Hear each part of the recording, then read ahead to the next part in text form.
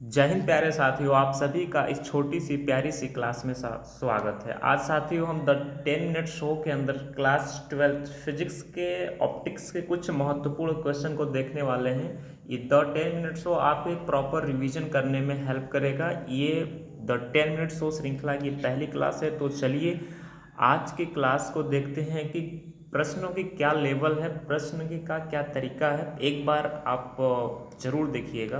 पहला सवाल आपके सामने, यदि दो समतल दर्पण एक दूसरे के निश्चित कोण थीटा बराबर 0 पर रखे गए हैं या दोनों समांतर, तो उनमें प्रतिबिंब की संख्या कितनी होगी?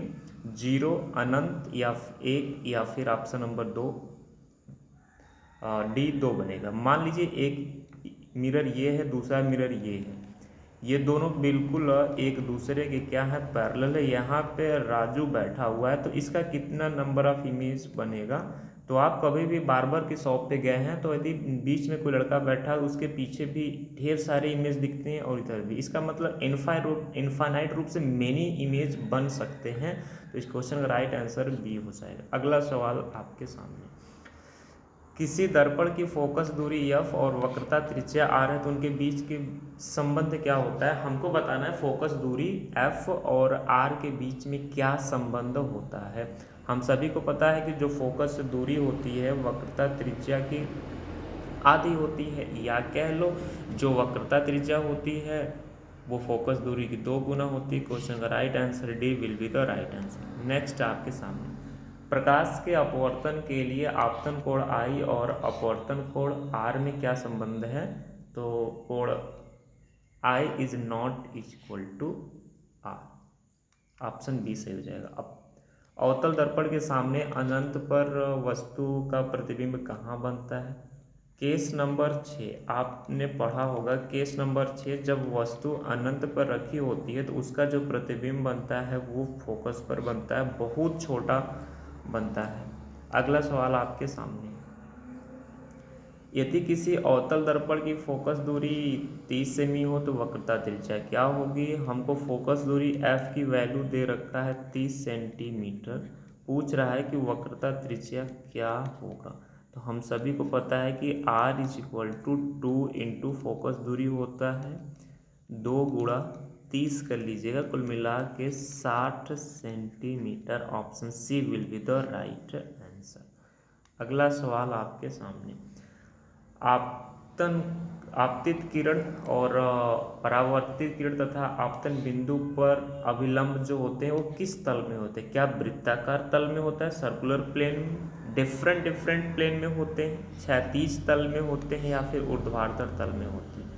तो ये रहा मिरर, ये आने वाली किरण, ये जाने वाली किरण, और यहाँ से हमने नॉर्मल खींच दिया। तो आप ये जो इंसिडेंट वाला जो पॉइंट है आपतन बिंदु, ये तीनों एक ही प्लेन में है, वो भी क्षैतिज प्लेन में है। तो option third will be the right answer. अगला सवाल आपके सामने, सर्च लाइट में कौन सा दर्पण उपयुक्त होता है? समतल दर्पण, अवतल दर्पण, उत्तल दर्पण, इनमें से कोई नहीं।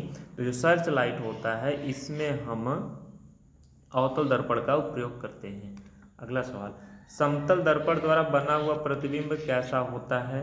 वास्तविक और सीधा होता है, आभासी और सीधा होता है, आभासी उल्टा तो बिल्कुल नहीं होगा। तो 2 ऑप्शन बिल्कुल चले जाएंगे, वास्तविक बनता नहीं है, तो आभासी और सीधा बनता है। Option second will be the right answer. अगला सवाल, समतल दर्पण की वक्रता त्रिज्या कैसी होती है? मेरे भाई याद रखना, समतल दर्पण की जो सेंटर ऑफ कर्वेचर होता है वो इन्फिनिटी होती है। Option first will be the right answer. 0 होता नहीं है, जो 25 सेमी है ये सुस्पष्ट दृष्टि की मिनिमम डिस्टेंस हो जाती है। अगला सवाल आपके सामने, किसी अवतल दर्पण के लिए फोकस दूरी तथा वक्रता त्रिज्या के बीच में क्या संबंध है? जो फोकस दूरी के संबंध में क्या संबंध हो जाएगा? जो यहाँ से हम देखेंगे, जो फोकस दूरी होगा वक्रता त्रिज्या के आधी होती है। Option second will be the right answer. अगला सवाल आपके सामने, अवतल दर्पण द्वारा बना हुआ प्रतिबिंब आभासी सीधा तब होता है जब वस्तु फोकस व ध्रुव के मध्य रखी होती है। मतलब ये केस नंबर 6 पे होता है। हमारा सही जवाब। अनंत पे वस्तु जब अनंत पे होती है तो इसका प्रतिबिंब कहाँ बनता है, फोकस पे बनता है। और जब वस्तु वक्रता केंद्र पर होती है तो इसका ठीक जो प्रतिबिंब होता है वक्रता केंद्र के ठीक नीचे और वस्तु के बराबर होता है। ठीक है, और अगला सवाल आपके सामने। मोटर वाहनों में पीछे का दृश्य देखने के लिए किस दर्पण का उपयोग किया जाता है? समतल दर्पण, अवतल दर्पण, उत्तल दर्पण, इनमें से कोई नहीं। समतल दर्पण चेहरा देखने के लिए ये हो जाएगा, अवतल दर्पण होगा नहीं। हम जो साइड मिरर में लगा होता है वो उत्तल दर्पण होता है। Option C will be the right answer. अगला सवाल आपके सामने। परावर्तन क्या है? प्रकाश का अवशोषण है, प्रकाश का किसी सतह से टकराकर वापस लौट आना, प्रकाश का अपवर्तन है, या फिर प्रकाश का अवशोषण है।